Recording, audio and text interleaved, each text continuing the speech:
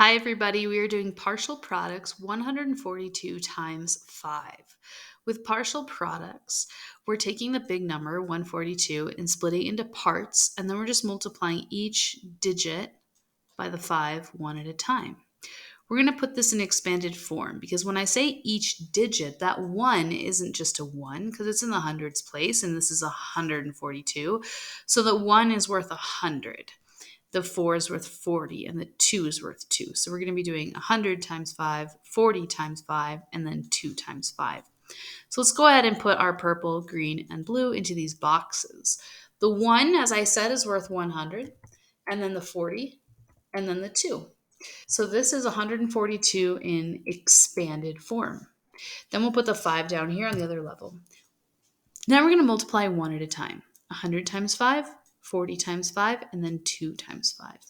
100 times 5 is 500. 40 times 5, as always, you're going to ignore the 0. So you'll do 4 times 5, which is 20.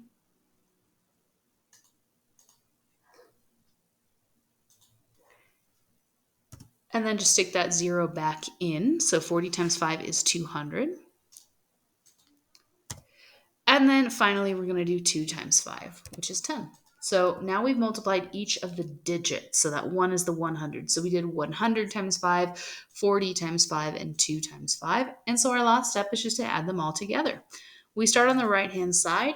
0 plus 0 plus 0, 0 plus 0 plus 1, and then 5 plus 2. So we got 710.